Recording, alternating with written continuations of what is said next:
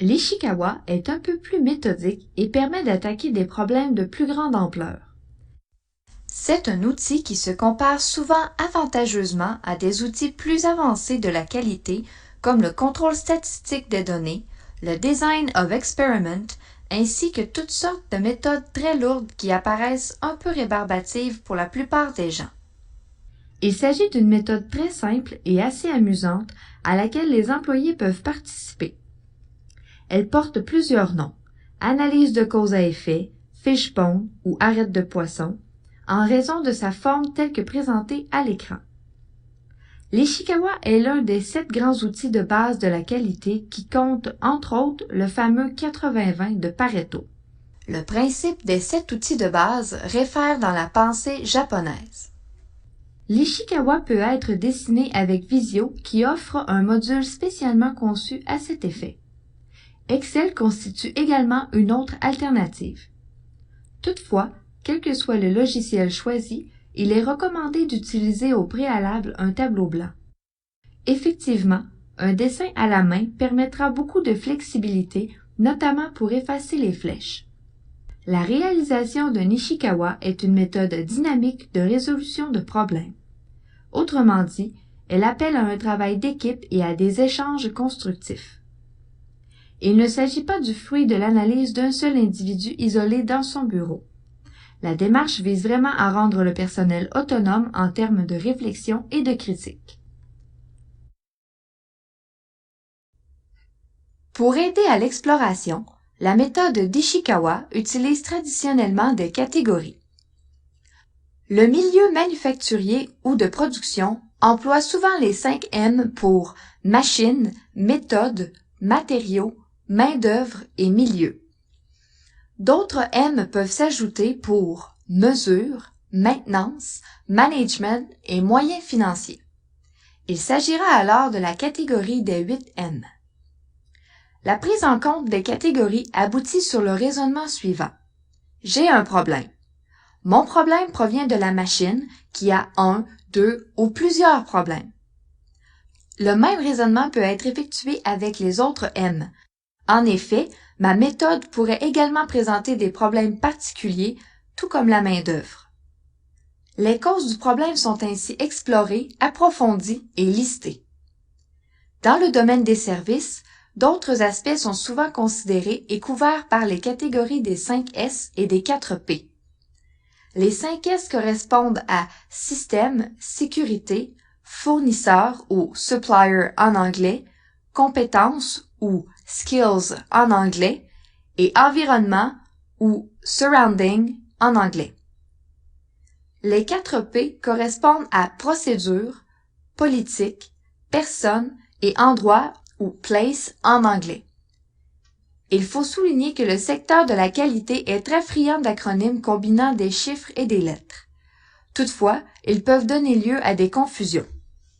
Par exemple, bien que toutes deux utilisées par le Lean Six Sigma, la catégorie des 5 S applicable au domaine des services est à différencier de la méthode 5S. Mais toujours est-il que ces acronymes constituent de bons points de départ en cas de difficulté pour adresser le problème.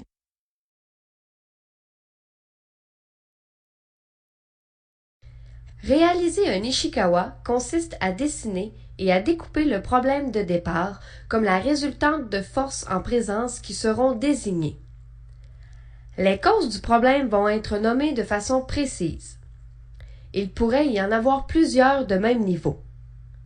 Pour cela, la première cause sera déterminée en se questionnant sur le pourquoi de la présence du problème et sur les facteurs qui l'influencent.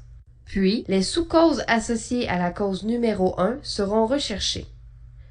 Une fois identifiées, ces sous-causes seront ajoutées à la branche avec les numérotations 1.1 et 1.2. Ensuite, et de la même façon, l'analyse visera à approfondir la cause 1.1 en s'attelant à identifier les facteurs qui l'influencent, à chercher à nouveau les sous-causes associées et à les dénommer. Cette opération doit être réitérée afin de creuser jusqu'à un niveau jugé suffisant. Il peut y avoir 4, 6 ou 7 niveaux, tout dépend du cas. Cette méthode offre beaucoup de flexibilité et il ne faut pas se limiter à la logique du 5 niveaux.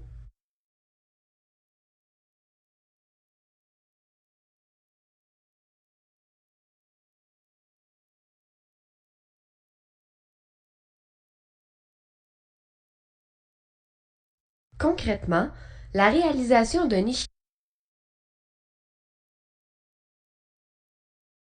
Ishikawa débute toujours par le tracé des niveaux fondamentaux. Toutefois, au fur et à mesure que le dessin progresse, celui-ci peut devenir assez chargé.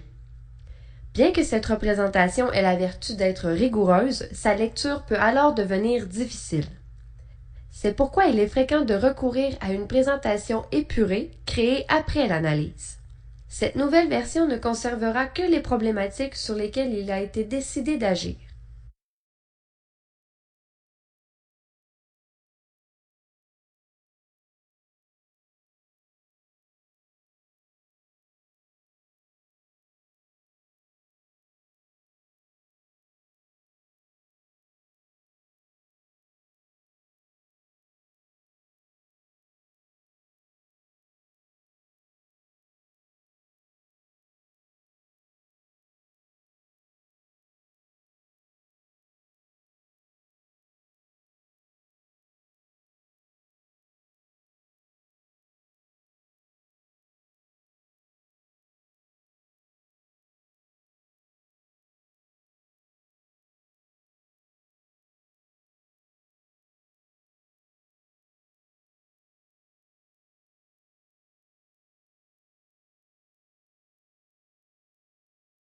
En résumé, rappelons-nous que les causes sont ce qui produit le problème et que la recherche de la cause fondamentale est soutenue par deux outils, soit les 5 pourquoi et le diagramme d'Ishikawa.